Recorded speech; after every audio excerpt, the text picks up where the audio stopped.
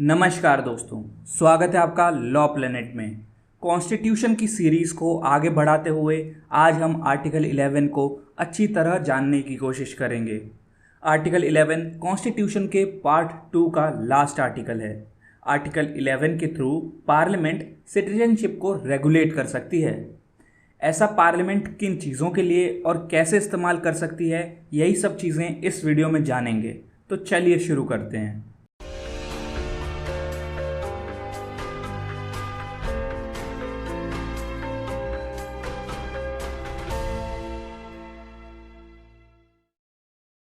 Article 11 के अनुसार part 2 का कोई भी प्रोविजन पार्लियामेंट को सिटीजनशिप रेगुलेट करने से नहीं रोक सकता है।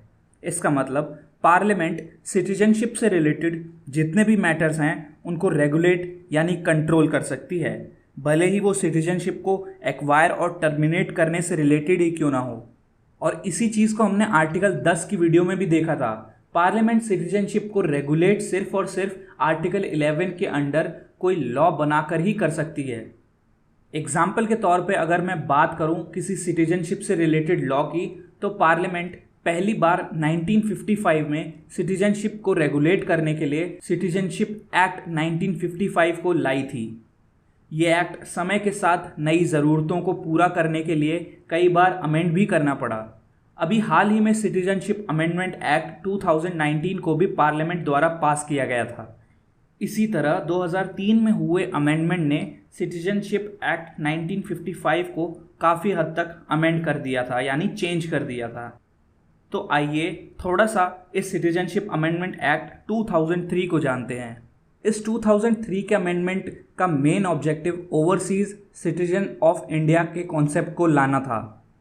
ओवरसीज सिटीजन ऑफ इंडिया वो पर्सन होगा जो है तो इंडियन ओरिजिन का, लेकिन किसी दूसरी कंट्री में जाकर उसने वहाँ की सिटीजनशिप एक्वायर कर ली है और फिर उसने इंडियन गवर्नमेंट के पास ओवरसीज सिटीजनशिप के लिए रजिस्ट्रेशन भी करवा लिया है।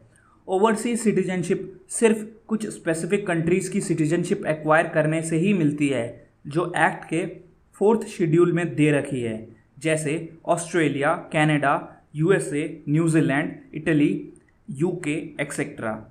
फिर नेक्स्ट देखें तो सेक्शन 3 जो सिटीजनशिप बाय बर्थ से डील करता है, उसमें specific cut off dates introduce कर दी थी।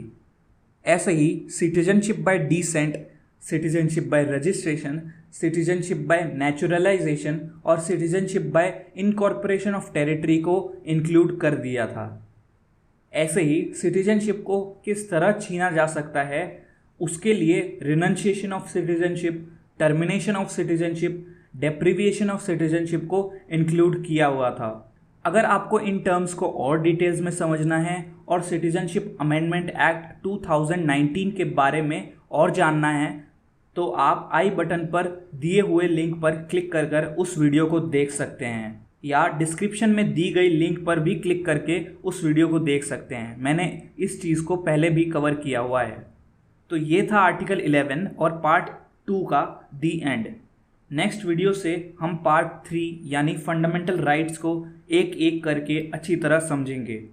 तो आप लॉ प्लैनेट को सब्सक्राइब करने के बाद बेल आइकन को ज़रूर प्रेस कर दें, ताकि नई वीडियो आने पे आपको पता चल जाए।